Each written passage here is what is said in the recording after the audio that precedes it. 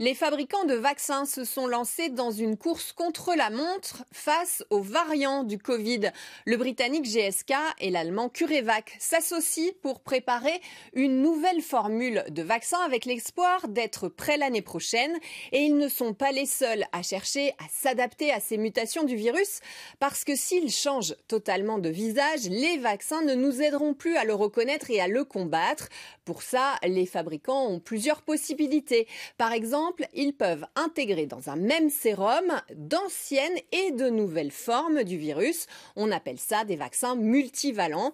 Moderna envisage cette piste, tout comme celle de tester une troisième injection adaptée aux variants sud-africains dès maintenant.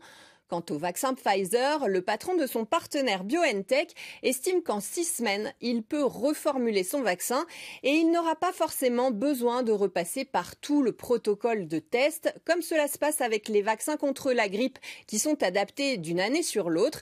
Mais cette décision appartient quand même aux autorités sanitaires. Pour l'instant, personne ne se risque à dire que les vaccins distribués aujourd'hui sont obsolètes. Déjà parce que les variants ne sont pas encore majoritaires partout et ensuite parce que, selon des communiqués, alors pas des études, des communiqués, les vaccins de Pfizer et Moderna restent efficaces contre le variant dit britannique, un peu moins contre le variant sud-africain.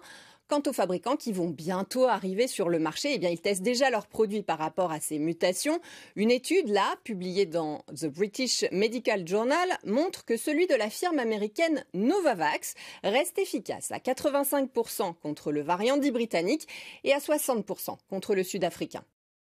Pour les chercheurs, on se dirige vers une vaccination comme pour la grippe, assez saisonnière, parce que déjà, ça dépend de la durée de protection des vaccins, en plus des variants.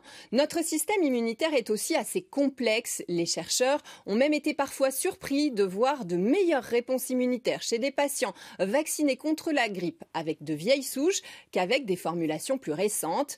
Certains tentent aussi de mettre au point un vaccin dit universel, dont la formule est adaptée plus longtemps. La société lyonnaise Osivax vise en fait une autre protéine du virus que sa protéine de pointe, celle qui s'accroche à nos cellules et sur laquelle se sont basés la plupart des vaccins aujourd'hui.